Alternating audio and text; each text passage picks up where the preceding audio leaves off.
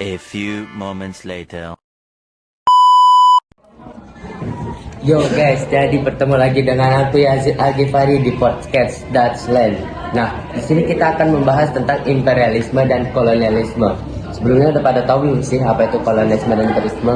Nah, belum pada tahu kan? Yo, mari kita simak bareng-bareng bersama narasumber yang saya temui ini. Bang, jadi kolonialisme dan imperialisme itu apa sih pengertiannya, Bang? Dari saya telusuri tentang dari berbagai macam sumber apa itu saya ketemui dan yang pertama itu kolonialisme itu adalah suatu negara yang ingin menguasai sumber daya alam dari negara yang ingin dikuasai. Nah, kalau imperialisme sendiri itu adalah sebuah negara yang ingin menguasai negara lain dan mengubah sistem pemerintahan negara yang sudah ditetapkan negara yang ingin dikuasai. Jadi kalau misalnya kolonialisme itu dia hanya ingin mengambil sumber daya alamnya aja. Berarti kalau misalnya imperialisme dia ingin mengambil sistem pemerintahannya juga dan mengubahnya juga. Dulu negara kita ini pakai sistem kerajaan. Nah, semenjak masuk negara bagian Eropa seperti Inggris, Spanyol, dan Prancis dan Belanda. Nah, di situ kita mengikuti mereka dengan sistem jenderal, presiden, dan laksamana. Nah, seperti itu. Dengan adanya mereka masuk, mungkin ada dampak positif dan negatif.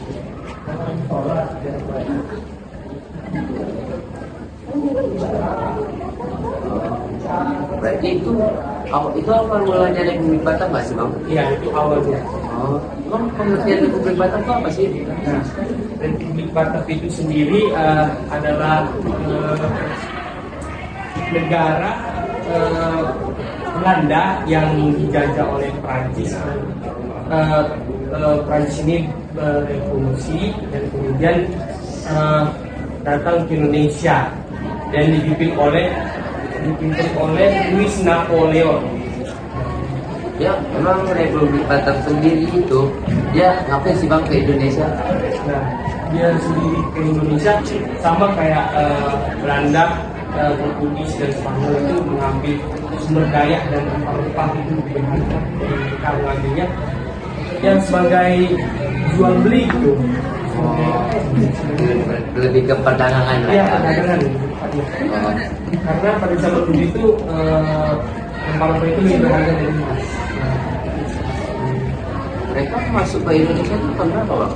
Nah, mereka masuk ke Indonesia itu bisa yang saya dapat sih di tahun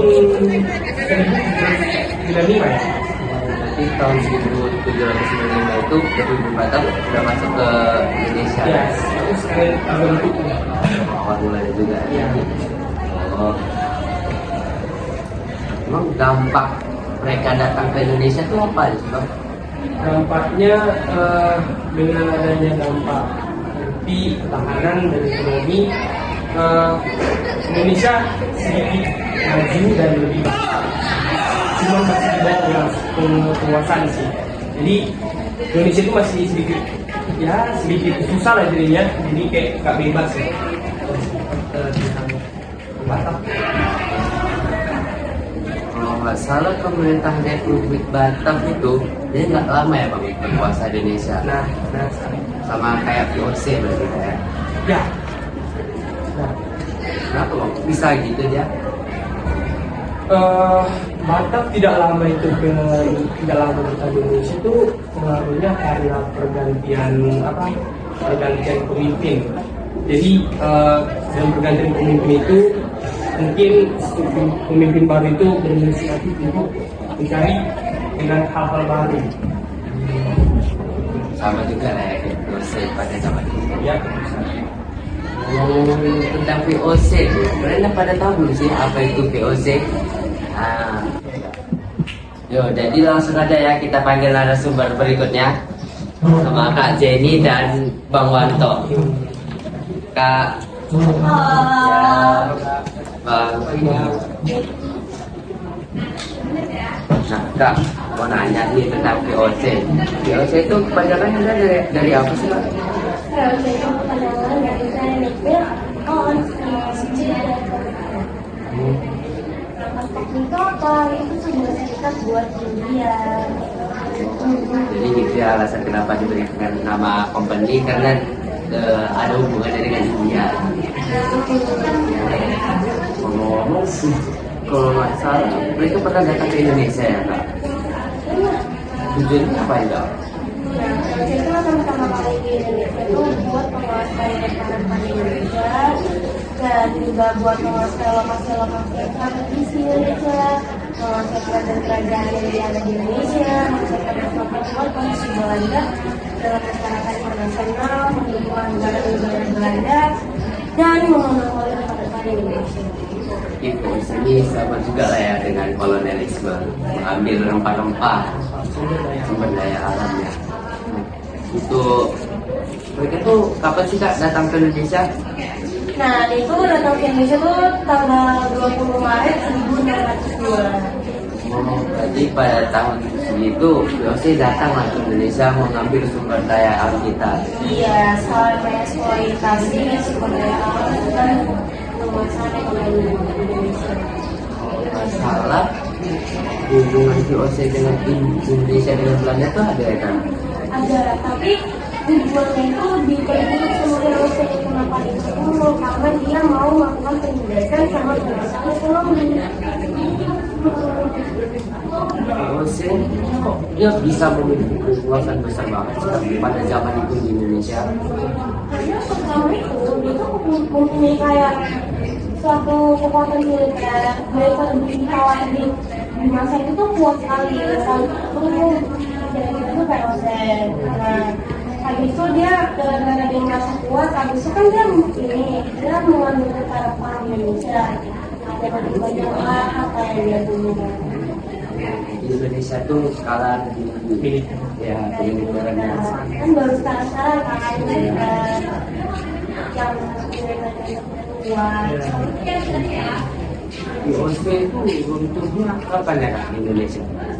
Nah, itu pertama itu dia memiliki utang besar, itu memiliki utang besar, itu dia itu memiliki manajemen yang buruk untuk VOC-nya, jadi dia tahu dia.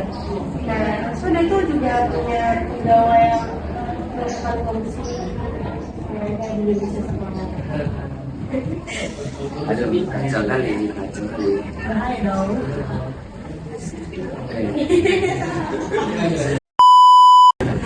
Oh iya, Kak, setelah runtuhnya VOC di Indonesia tuh ada apa aja sih, Kak, di Indonesia? Nah, disinilah pemerintah kolonial Belanda itu langsung, pemerintah kolonial Belanda sih? Pemerintah kolonial langsung ambil alih dari Belanda, gitu. Oh iya, kita belum bahas tentang tokoh ya. Emang VOC itu tokohnya siapa aja, Kak? Nah, tokoh yang paling penting di VOC itu adalah Jan Pieterszoon Kool. Itu tuh salah satu tokoh penting dalam sejarah kolonial. Pemimpinnya gitu lah ya, Kak. Yang paling penting lah, bisa dibilang. Alasan pembubaran VOC kenapa tuh, Kak? Nah, yang pertama tadi yang udah aku sebutin itu salah satu, bukan salah satu ya, rata-rata pegawainya itu korupsi.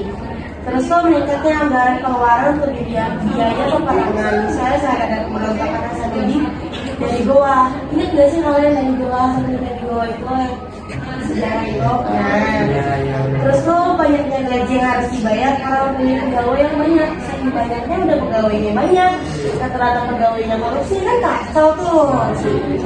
Nah, terus tuh adanya pembayaran dividen. Dividen itu keuntungan. Nah, bagi pemegang saham bisa memberatkan pihak VOC dan membuat pemasukan VOC itu berkurang. Makanya tadi tujuan utama VOC itu memperkuat anggaran Belanda. Nah, terus tuh alasan pembubaran itu juga ada saingan dagang di Asia bertambah, yaitu adanya Inggris dan Prancis BPIC. Nah, ngomong-ngomong kalian tahu kan soal BPIC?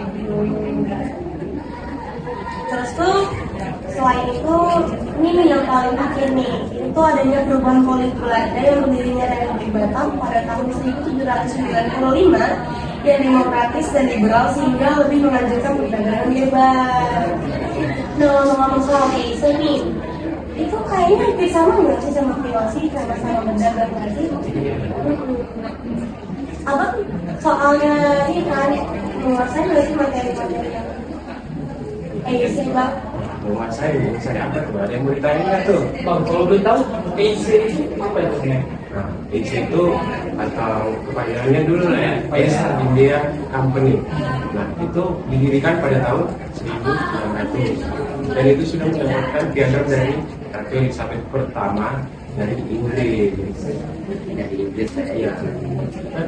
Berarti harus diisi dulu. Ya, dia dapat piagam dari si Ratu Elizabeth tadi. Terus Pak, kapan isu didirikan?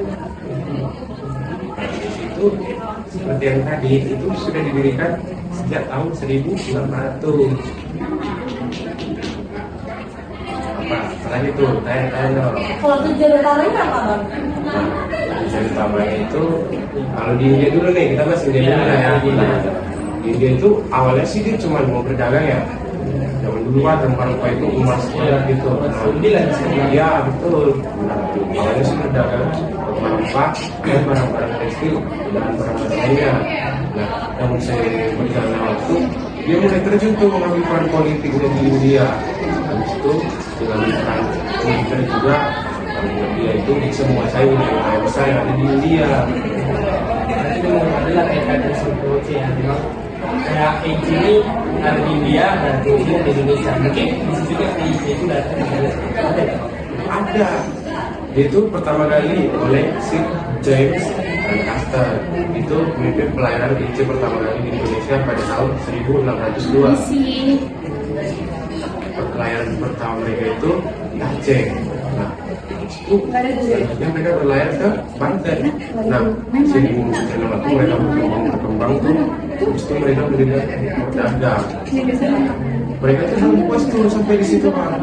Habis mereka udah berkembang, habis itu mereka mau monopoli perdagangan di Sumatera lainnya. Jadi mereka itu secara kabar seperti yang dia tadi itu. Jadi si isu itu mulai monopoli Yang dia nggak? Itu baru deh, dari itu tingkat dari itu kita dengan penguasa lokal, itu kuasa dengan masyarakat lokal, sekarang sendiri. Makanya mereka itu kemungkinan itu besar dengan saya mulai perdagangan yang besar di Indonesia. Easy lah ya jadinya. Iya, easy gitu, easy mas bro. kata abang kan barusan kan itu tuh dia paling banyak paling bisa tuh menguasai itu tuh di daerah India. Ada nggak sih bang apa ekonominya dari India? Pak EC mencapai ekonomi karena itu di India. Sebenarnya bukan cuma ke India sih. Soalnya mereka dieksploitasi tuh, eksploitasi terasa sama si cewek sampai mana ya kayak di Jaca lah sana. Bahkan ke dunia juga kena itu, ke dunia kena. Mereka menguasai wilayah-wilayah besar di dunia itu bisa mengubah jalur perdagangan antar dunia bahkan. Jadi dunia kena bukan cuma si India tadi yang dieksploitasi sama si itu tadi kalau. Terus pernah sih bang ada pemberontakan gitu? Ada. Ada ya? Ya, pintar kan namanya ya. Mas dulu lah. Bebas dulu. Oke. Nah, itu namanya pemberontakan. Itu nggak sih?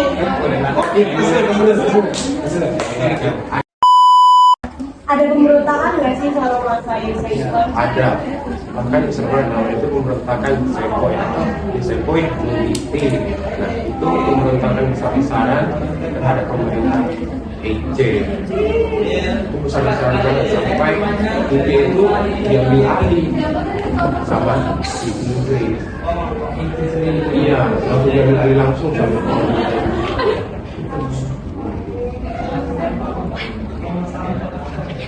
Terus siapa yang menggantikan EIC sebagai presiden? Nah, pas di EC baru ya si EC ya, si EC kan udah runtuh nih. Dari awal udah pemerintah sehingga akhirnya runtuh. Itu langsung diambil alih sama Inggris, langsung dijadikan menjadi bagian dari Kekaisaran Inggris dan kemerdekaannya itu pada tahun 1947. Mereka itu berbeda pada tahun segitu. Kalau PLC itu kan ada bukan banyak yang mempengaruhi itu. Kalau di PLC itu ada mempengaruhi soal budaya, ekonomi, kayak gitu kan. Ngomong-ngomong nih, EIC itu ada nggak sih Bang mempengaruhi gitu soal budaya? Ada, itu pasti ada. Itu pasti ada ya.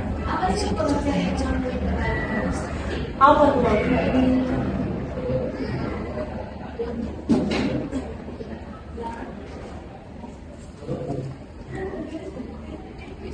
Itu melalui interaksi perdagangan antar sosial budaya.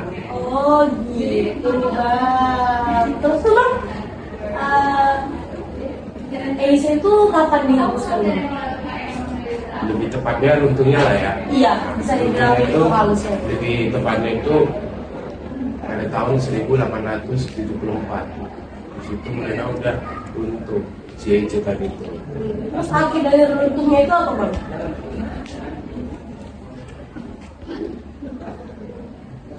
Bubar.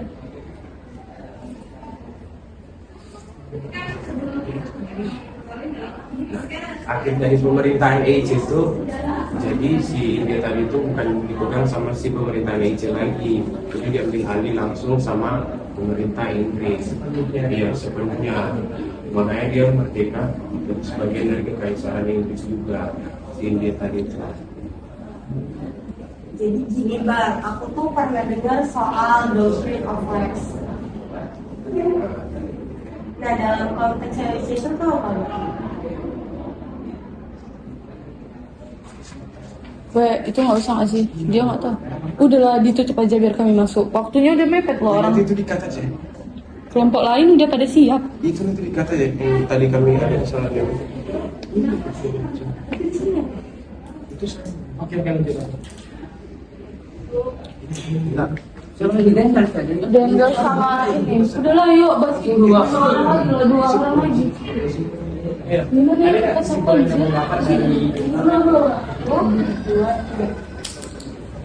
Iya, ada nggak sih Bang kesimpulan dari EIC ini?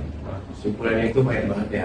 Itu mulai dari dapat dari eksploitasi yang kita lakukan pada dia, habis itu produksi sama kayak sekarang itu terus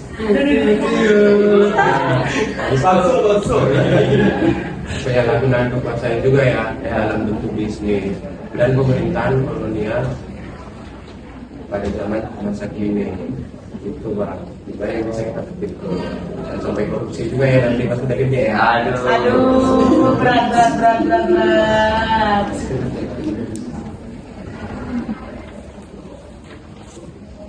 Ngomong-ngomong nih, kan EIC sama PLC ini kan sama-sama kolonial, sama pemerintahan kolonial nih. Kalian pernah dengar soal Dendels nggak sih? Itu nyatu nggak sih? Soalnya kayak kalau misalnya itu kan kolonial kan aku dengar ya, karena itu soal ini sih pemerintahan. Aku penasaran nih, belum tahu ceritanya. Kalau EIC kan udah tahu nih, udah bertanya sama abang ini. Ini gimana nih? Kita nggak tahu nih soal Dendels. Atau langsung aja kita panggil narasumber selanjutnya ya. Wah boleh tuh, boleh. Nah, kita panggilkan Bang Budi dan Kak Esa. Kak.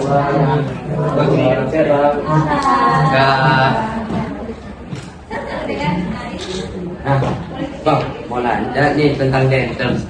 Dendels itu siapa sih Bang? Terus itu ini Bang, ya gubernur jenderal dari Hindia Belanda pada abad ke-19. Berarti pada abad 19. Terus sama Dendels itu siapa Bang? Dendels itu ya sebenarnya kan dia itu gubernur pertama dia itu mau bergabung dengan pasukan pemberontak yang kan pada masa itu kan lagi dijajah Prancis. Mereka kan dia bergabung tuh, baru bergabung pada tahun 1780 dan 1787 dia ikut ke kumpulan pemberontak di Belanda dan melarikan diri ke Prancis. Nah, dia menyaksikan dari dekat revolusi Prancis dan menggabungkan diri dengan pasukan Batavia yang direpublikan. Yang akhirnya dia mencapai pangkat jenderal pada tahun 1795 yang masuk lagi ke Belanda dan masuk tentara Republik Batavia dengan pangkat letnan dari jenderal.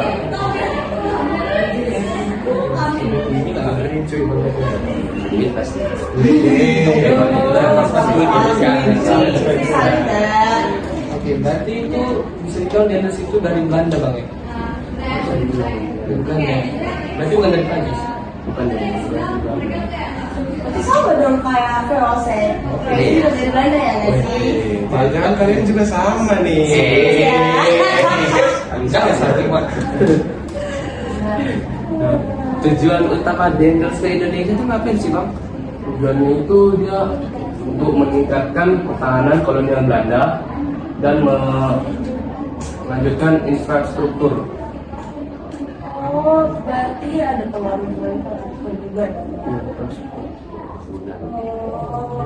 Terus tuh kalau misalnya sampai Dendels tuh memperkuat pertahanan Indonesia itu gimana? Dia melengkapi persenjataan dan membangun kayak semacam apa sih? Ya militer gitu, militer ya.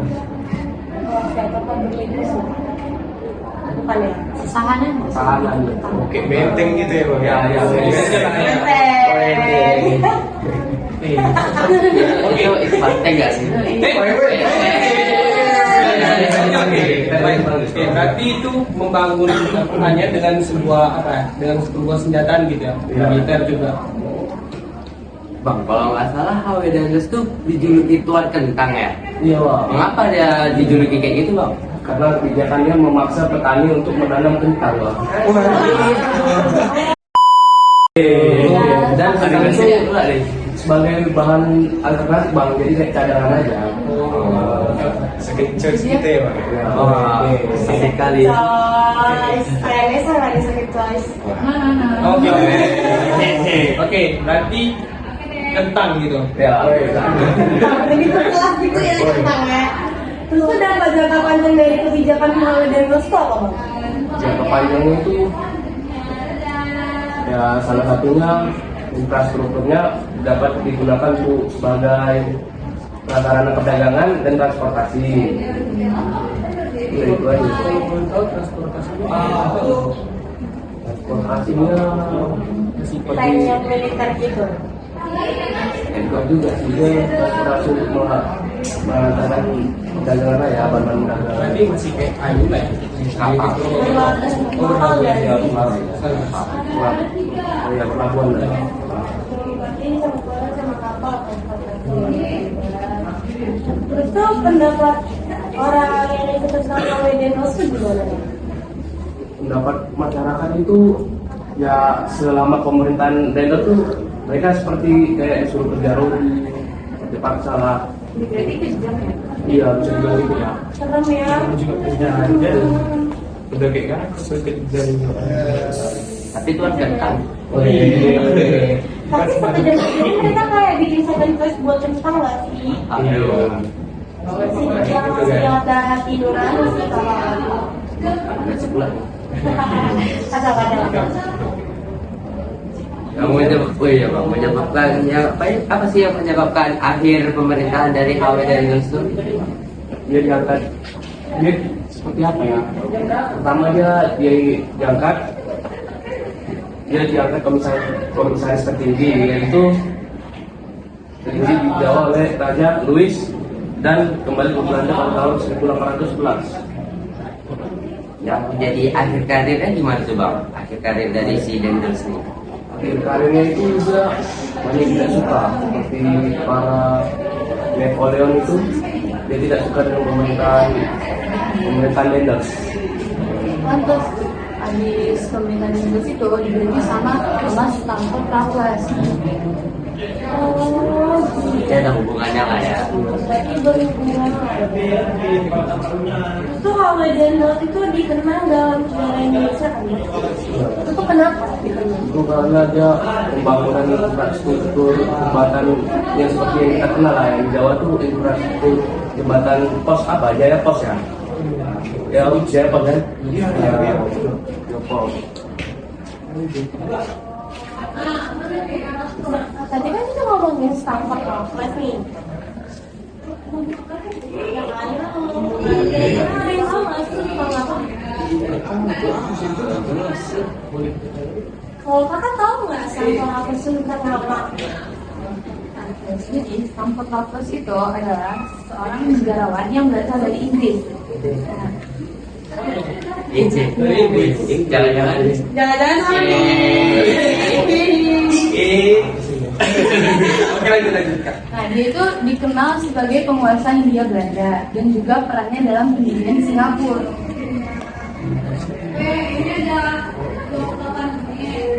Terus Raffles itu kapan sih pertama kali ke Indonesia kan?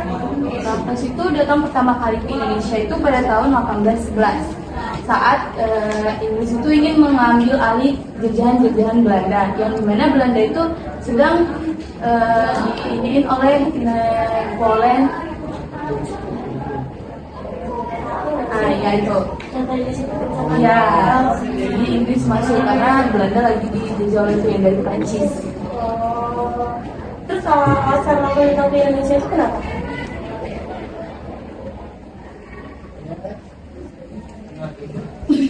Sih, anjir.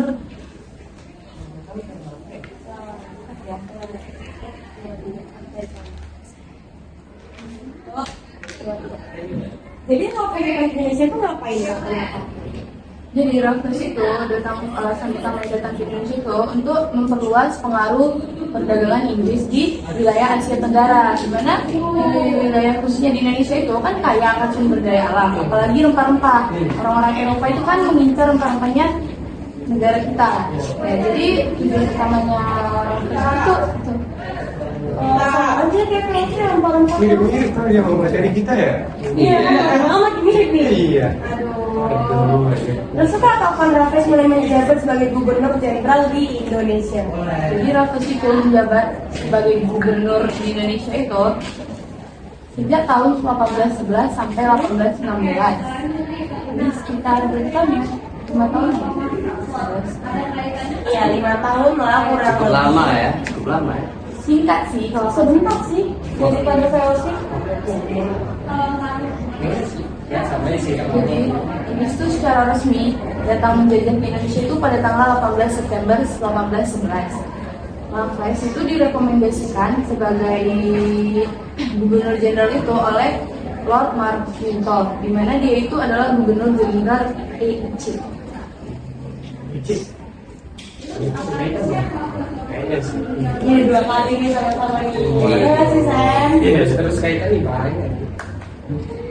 Bisa disebutin nggak sih Kak, apa aja kebijakan-kebijakan yang dibuat oleh Raffles selama menjabat itu apa aja? Kan kebijakan-kebijakan semua yang dari Howard Dendels tadi itu dihapus oleh Raffles. Jadi Raffles itu membuat kebijakan-kebijakan baru. Jadi karena itu kayak di pemerintahan ya, itu Raffles membuat 16 mana nih Waktu dulu kalau lupa baru lagi dulu kan kita bisa diikat ya. ini dampaknya kepanjang ada itu.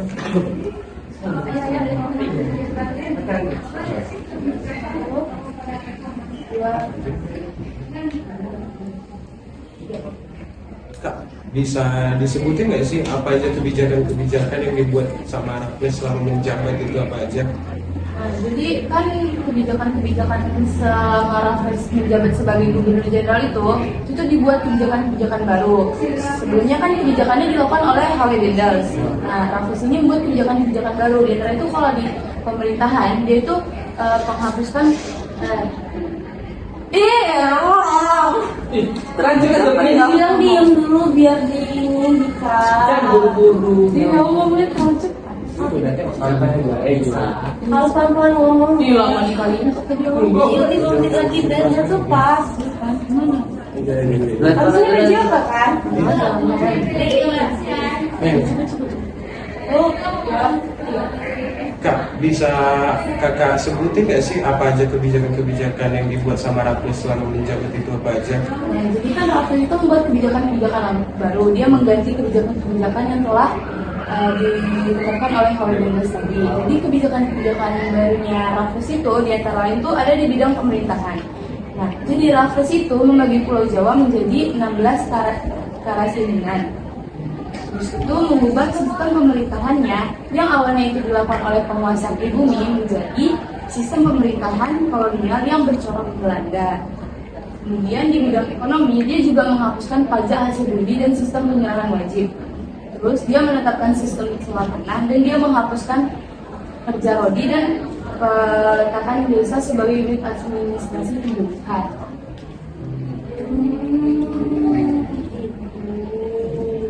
Terus di bidang sosial juga ada kebijakan Raffles.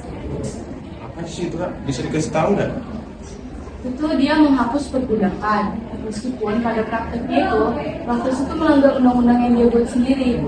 Pada zaman itu tetap ada kegiatan yang disebut perbudakan. Sama kayak Rodi lah ya. Ya, perbudakan. Kerja rodi itu dihapuskan oleh Jadi bagaimana lagi? Jadi jalurnya beda lagi. Ya, ini kebijakan baru kan gitu. kan kita tuh zaman dahulu gitu. Sampai kan zaman itu kan nggak tahu.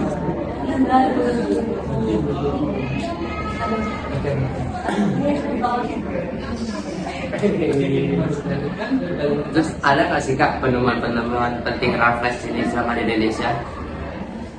selama Raffles di Indonesia dia ada menemukan kayak membuat buku History of Java yang isinya itu tentang Pulau Jawa mulai dari letak geografisnya, terus ada istiadat dan budayanya. Terus kan tahu nggak sih bunga Raffles yang Al-Maudi? Tahu yang bau itu Yang kan bau itu kan bau. Itu salah satu penemuan ya ciri khas Indonesia kan di Sumatera. Itu salah satu penemuan barunya itu dilakukan oleh Thomas Alfred Raffles ini. Berarti dia adalah penemunya. Kamu pernah dengar sih kalau dari kamu? Ya, karena kan Raffles sama Raffles dia Wih, Al-Maudi. iya mirip ya. Baru tahu cuy. Nah, dengar-dengar katanya masa pemerintahannya ini nggak lama ya kan? Itu kenapa sih kok? Karena cuma dalam kurun waktu 1811 sampai 1816 kan. Hal ini tuh berkaitan dengan berakhirnya masa jabatan Lord Lincoln yang digantikan oleh Lord Moira pada tahun 1813. Jadi Lord Moira ini tidak tertarik dengan sistem pemerintahan Raffles kebijakan Raffles itu. Dia itu menganggap Raffles itu hanya membebani anggaran pusat. Oleh karena itu Raffles itu digantikan oleh John Kendall. John Kendall ini datang pada tanggal 11 Maret 1816. Jadi John Kendall itu menggantikan Thomas Stafford Raffles pada 1816. Makanya dia menjabatnya cuma sampai 1816. Supaya karena itu ya. Cinta kamu. Biasanya laki-laki sedih banget ya. Gabung deh, Mas. Aduh, jangan kita. Terus apa sih dampak kebijakan Raffles di Indonesia? Jadi kebijakan Raffles di Indonesia tuh kayak sistem pemerintahannya, terus kebijakannya, peraturan-peraturannya. Terus kemundurannya gimana Pak? Kemundurannya tadi alasan dia itu gara-gara Lord Lincoln itu diganti oleh Lord Moira. Berarti mereka nggak bergantian jadi Jadi Lord Moira itu kayak kurang suka gitu loh sama sistemnya. enggak Pak, kalau kita datang ke kelasnya nggak apa-apa aliknya. Masalahnya ada sistem baru yang Iya, diganti oleh John Kendall. Nah, ngomong-ngomong nih, kalau tadi kan Dan Rosa kerja paksa, kalau dirimu kan Rodi. Nah, kira-kira pernah dengar soal sistem tanah paksa nggak sih? Oh iya. Pernah dengar sih. Berkaitan juga sih. Iya, kalian sama teman paksa nggak sih? Apa ya? Kalau saya tahu sih, cuman kayak pernah dengar gitu. Sistem apa gitu, paksa ini dari mana gitu. Belum pada tahu kan? Ya udahlah, langsung aja kita panggil narasumber selanjutnya, yaitu ada Kak Grace, Kak Silva, dan Kak Fakira. Masuk Kak.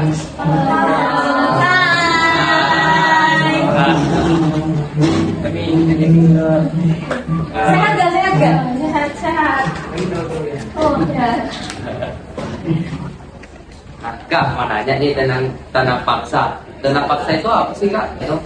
Tanah paksa itu adalah sebuah peraturan pemerintah pada masa pemerintah Jenderal Johannes Van der Bos pada tahun 1830 yang mewajibkan tiap desa untuk menyisihkan sebagian tanahnya agar ditanami kopi, teh, dan tebu. Oh, jadi nama lain dari sistem tanah paksa itu ada nggak sih, Kak? Ada nama lainnya itu adalah kultur stem cell.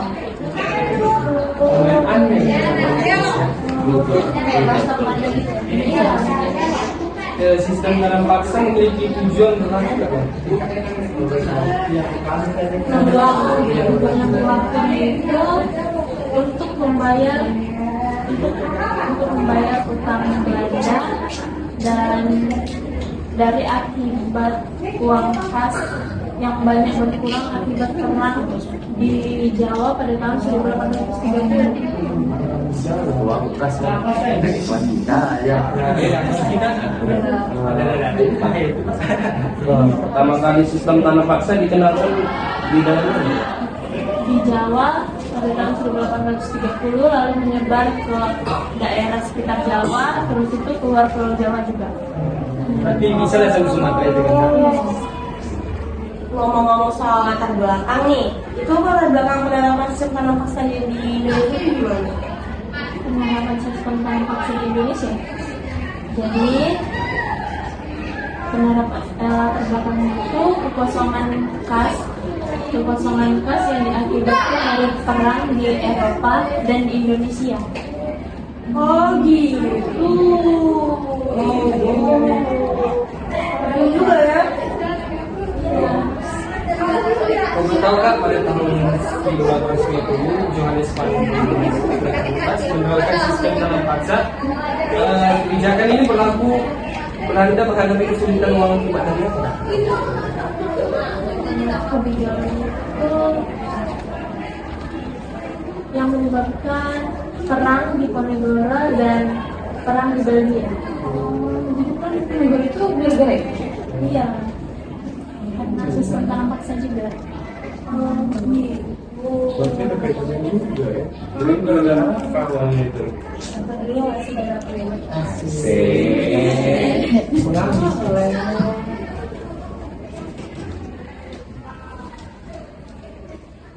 Ini Kak, mulai lagi nih. Menurut ketentuan, tanah yang digunakan untuk tanaman wajib hanya 1/5 tanah yang dimiliki rakyat.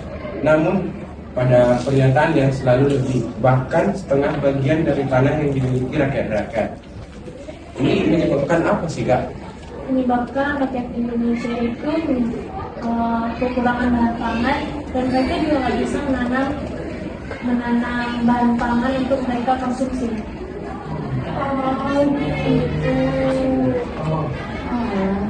Sistem tanam paksa ini sangat merugikan ya berarti? Iya. Yang paling berdampak itu di sistem ekonomi bukan? Iya, paling berdampak itu di sistem ekonomi yang membuat masyarakat di Nusantara itu menjadi miskin dan mereka nggak memperoleh hasil dari keuntungan sistem tanah paksa ini. Terus diambil gitu, iya mereka udah kerja dipaksa, terus hasilnya bukan buat mereka. sedih banget gak sih? Itu hasilnya itu untuk pemerintah. Pemerintah juga Bukan masalah pemerintah Iya, itu pemerintahnya dari pemerintah Belanda. Itu bukan PLC. Belanda, itu sih. Sarukan. Aduh. tumbuh masa pemerintahan Dendels. Itu nggak ngerti. Jadi dampak apa sih yang dirasakan oleh pribumi pas adanya sistem tanam paksa ini? Otonomi, Dampak politiknya. oh dampak politik.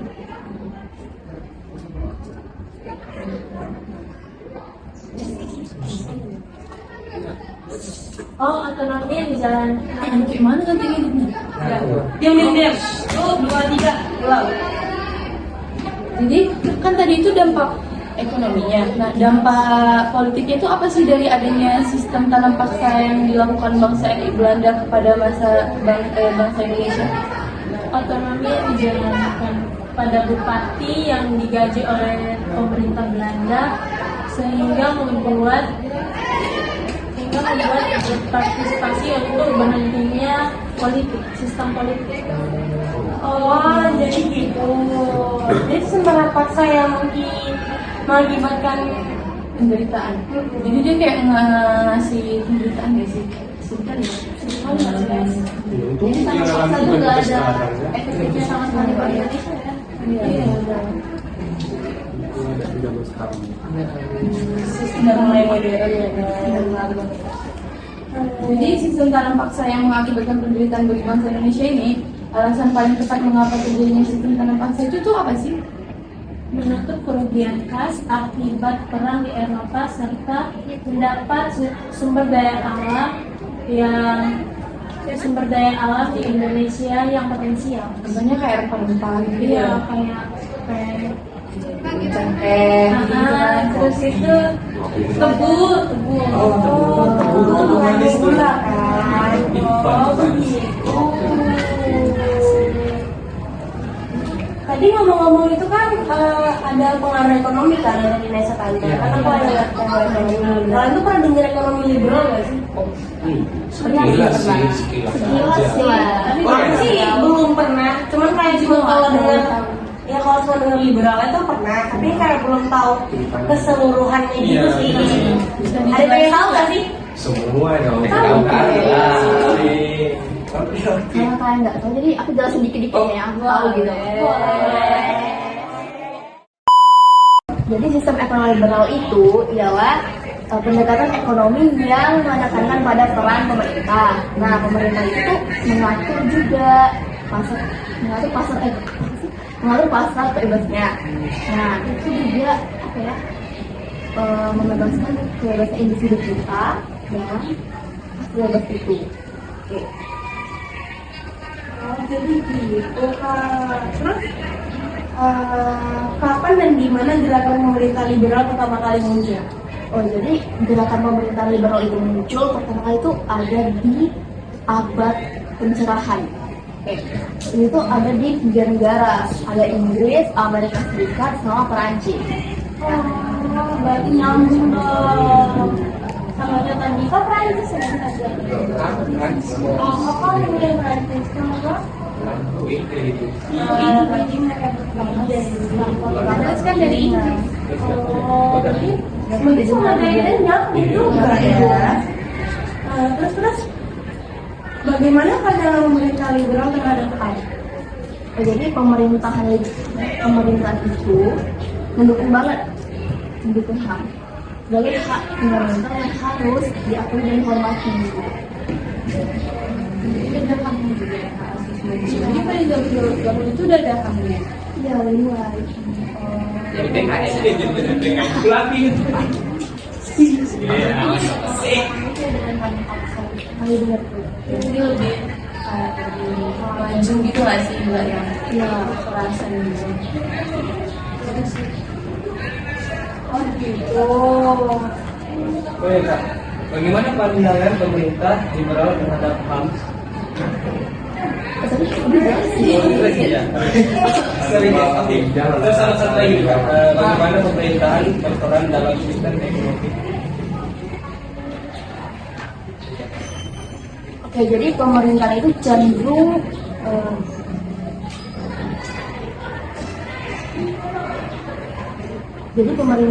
cenderung berperan dalam ekonomi liberal. Itu dia tuh fokus pada pengaturan dasarnya.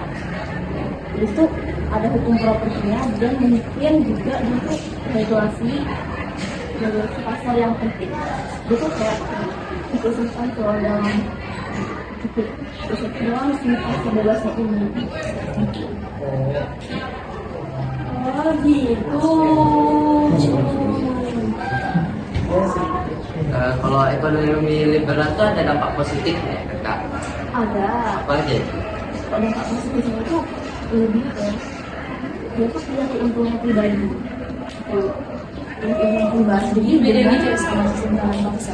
Kalau dalam pasar itu emang beda kan? Misalkan keuntungannya dikasih ke pemerintah. Kalau liberal itu pribadi. Nah itu Yang penjualnya gitu ya. ya namanya kita jual gitu. Itu lain dari kita bilang egois. Masuk. Itu dia itu sih kalau positifnya. Kalau negatifnya ini bukan negatifnya. Nah, kalau negatifnya ini terus adanya kesenjangan sosial. Jadi itu kayak bener-bener apa ya? Ambis gak sih kayak untuk dia sendiri? Jadi kayak yang malas tuh dia malas. Iya. Oh kayak saya Bener-bener untuk dia sendiri. Yang ambis tuh yang keuntungan. Nah, bisa liberal itu kayak lebih ke diri sendiri gitu. diri sendiri. Tidak memikirkan Orang lain. Ya, gitu. Ada lagi nih kak, dari sistem ekonomi liberal ini kan pasti ada kelemahan atau risikonya nih kan. Ya. Itu bisa dikasih tahu nggak kak apa aja?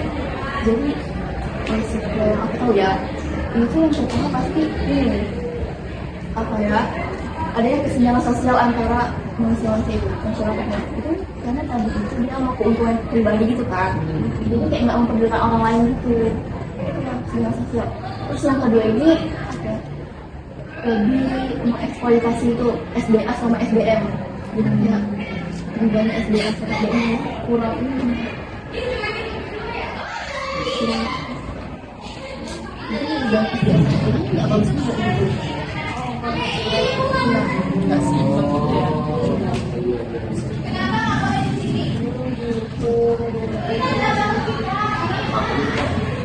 Aku di sini lebih ngerti sih. Gimana kalau kalian? Oh udah ngerti. Kayaknya ada yang kurang deh kalau aku. Apakah semua sektor dibiarin tanpa penguasaan dalam sistem ekonomi liberal? kalau di sini kan ada pendidikan awal kan. Nah, kalau itu bebas pasar bebas itu kan. Jadi beberapa sektor mungkin mematikan pengawasan. Itu mencegah penyalahgunaan atau monopoli yang merugikan. Nah,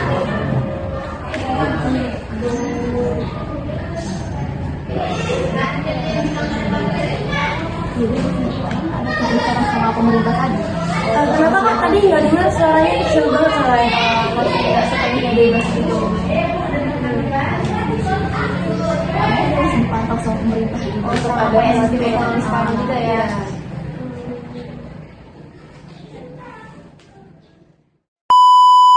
Oh berarti jadi ekonomi liberal itu nggak sepenuhnya bebas gitu ya? Ya benar. Karena kan bisa disampaikan pemerintah kan. Bahas-bahas pemerintah nih, tahu nggak sih kalau sekarang di pemerintahan Menteri Pendidikan itu buat kebijakan baru loh. Apa itu tuh kayak apa yang namanya kurikulum merdeka. Oh iya. Yang baru jalan sekarang kan. Iya sekarang itu kan kita udah bisa nikmatin pendidikan nih, cewek, cowok, itu kan semuanya udah bebas nih. Tahu nggak sih sebenarnya pendidikan itu awalnya di Indonesia itu adanya karena politis. Oh iya. Jadi politis itu kayak balas budi yang diberikan oleh pihak Belanda ke Indonesia atas dasar terjadinya tanah paksa di sebelumnya. Kayak jadi dia tuh terjadinya 4 dekade nih, atau sederhananya kita gunakan 10 tahunan. Dia tuh dari 1901 sampai 1940. Oh gitu. Terus pelapor dari politik itu siapa? Dia tuh Konrad Theodore van Deventer. Terus kak, siapa aja tokoh yang terlibat dalam politik etis? dia itu ada apa tuh namanya? Ada Peter Bushok, itu wartawan sekaligus sastrawan dari Belanda. Jadi dia mendokumentasikan bagaimana kesastraan dari pihak Indonesia.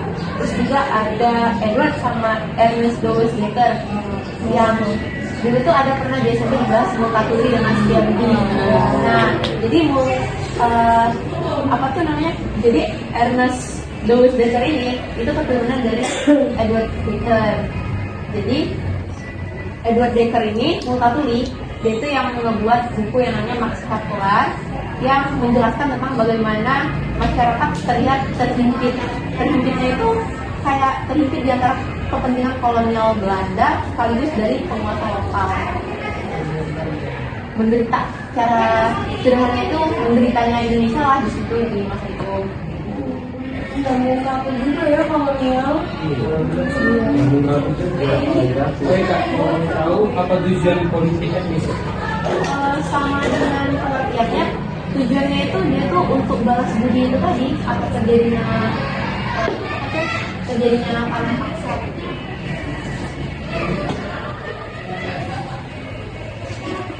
Ini kan bahas tentang program ya, Kak, untuk merdeka nih. Nah, tentang sekolah ya, Kak. Kira-kira sekolah apa aja nih, Kak, yang didirikan dalam program edukasi tersebut? Ada HIS nih, Hollands Inland School. Kalau kita tuh namanya SD kan sekarang. Nah dia tuh dibuat untuk masyarakat pribumi, masyarakat Indonesia nih. Terus ada ELS, Europees School. Dia sama SD juga, tapi dikhususkan untuk orang-orang Eropa. Beda. Terus setelah lulus dari kedua SD tadi, mereka juga dipisahkan dengan sekolah yang berbeda juga. Kalau untuk lulusan HIS itu dilanjutkan ke MULO, yaitu Miss with the Great Ledger on the Which. Kalau LS itu lanjutnya ke HBS, Hager Burgerlich School gitu. Tapi satu kesamaannya mereka dilanjutkan nanti setelah lulus dari kedua sekolah itu, mereka tetap disatukan di satu sekolah yang sama, yaitu AMS Al-Jinini Middlebury School. Itu kayak tingkatannya SMA gitu ya, SMA. Jadi dulu itu sama antara SD, SMP, SMA, cuma namanya beda doang. Karena kan dulu pakai bahasa mereka. Pakai bahasa Belanda. Terus juga dulu tuh ada Sofia, sekolah khusus kedokteran Jawa, gitu. Pendidikan dokter. Itu dari SD. Itu Pendidikan dokter. SMA. Kayak universitas. Iya, tapi untuk pendidikan dokter gitu. Terus ada sekolah hukum, banyak juga. Terus Kak, dampak positif dari politik etnis itu apa aja? Ya dampak politik etnisnya itu ya, kalau itu kan ada imigrasi nih, imigrasi itu kita tuh kayak masyarakat yang wilayah yang overpopulated atau biasa kita sebut tuh kebanyakan penduduk, itu tuh dipindahkan ke wilayah yang minim penduduk gitu. Jadi rata gini kan. Terus untuk irigasi kita tuh dibangun sarana dan prasarana untuk masyarakat tuh bisa membantu kegiatan pertanian dan perkebunan. Terus di edukasi kita banyak orang-orang yang terpelajar gitu yang bisa sekolah, yang pendidikan. Terus ya, kan tuh banyak orang yang blasteran Jawa Belanda gitu, pasti gara-gara emigrasi. Iya, terus sekarang banyak tuh orang yang merantau sekarang di daerah Sumatera, kita di Batam ini ada orang Jawa, Batak, Manado gitu. Dan dulu itu ya, merantau gitu ya karena kebiasaan dari zaman dulu itu imigrasi buat sekarang. Terus Kak, itu kan tadi dampak positif kan? Nah kalau dampak negatifnya apa sih? Dampak negatifnya ya, dampak negatifnya itu ada. Jadi yang pertama itu pendidikan itu sebenarnya pada zaman dulu itu nggak dikhususkan untuk bukan kaum ke bawah gitu, dikhususkan untuk kaum yang pejabat, kaum priai, kan yang orang-orang yang bangsawan gitu, yang dari dulu gitu, orang.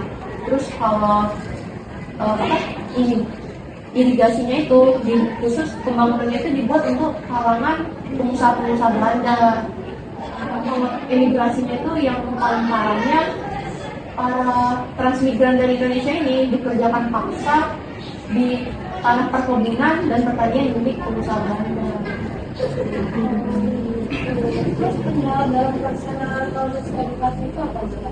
ya itu tadi orang-orang Indonesia itu kayak ya yang kurang banyak ya apa tidak semua yang bisa minat pendidikan yang pamor saja jadi yang katanya gitu terus yang laki-laki aja yang mulai dulu tuh sekolah di sekolah yang perempuan itu khusus di rumah aja patriarkinya ada sih di situ sampai sekarang ya.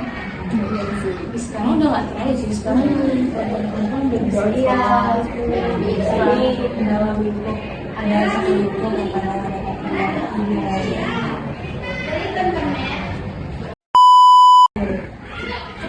Jadi segini aja nih kan kita kerjaan kita hari ini. Yang udah kita sharing, yang udah kita gimana.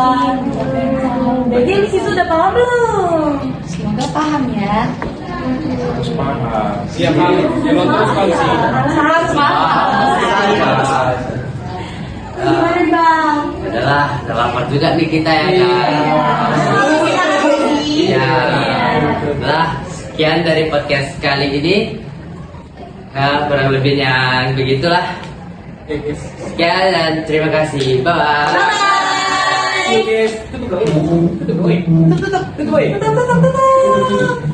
Tutup.